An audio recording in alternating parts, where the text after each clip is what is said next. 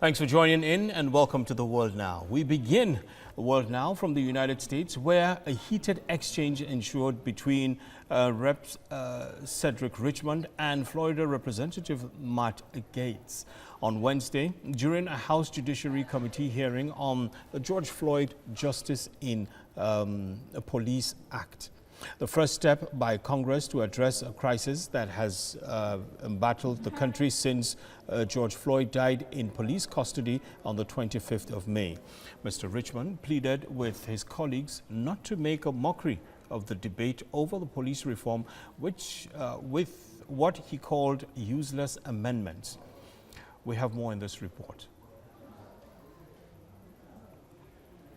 Now, joining us live from Michigan is a black rights activist, Gina Luster, and I also have George Akili in Los Angeles, and they will be talking on police brutality and racism in the U.S., the focus of the ongoing protest led by Black Lives Matter. Now, thank you for joining in. How are you?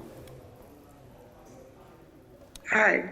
Great. Now, the focus on the ongoing protest led by Black Lives Matter has been on, considering the incident that happened with George Floyd and other men who have been cut down in their prime. Are black women facing similar attacks? I mean, we have seen in this period, we've seen one black woman who was attacked or malhandled. But what's the ratio? Yes, we're starting to see a lot more attacks on black women. Just recently here in the U.S., there was a black activist found hanging from a tree. So it's really starting to now go from the black males shifting towards the black females as well.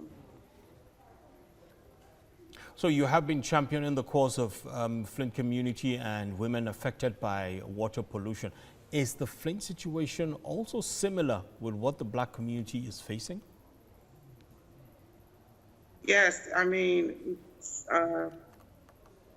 they both are so similar. It's astonishing. We've been fighting for clean, affordable water here, and now, with the COVID-19, we were fighting for water to be restored to homes that hadn't had water in 4 or 5 years. And now we have this issue with police brutality. And it's not that it doesn't happen here in Flint, Michigan, but it happens and no one really speaks about it. But now with video cameras and cell phones and things like that, it's just something that has been happening, but now the world is able to see it. Okay. Now, the U.S. has experienced and witnessed a whole lot of protests and demonstrations and peaceful and violent demonstrations in times past. Do you see, with this particular one, do you see any positive outcomes coming from the ongoing protest right now? What do you hope should be the expectations from this particular protest? Well, first of all, I hope that it's a teaching moment for everyone, not just white, but all races. This is a valuable teaching moment, and I hope that people really pay attention to what we're asking for. And I think that we're definitely being heard. We're seeing some legislation now, and people are talking in the Capitol about defunding the police. So I think that, our voices are being heard. Our protests are very meaningful. We've changed a lot of things here with our protests. All right, thank you so much.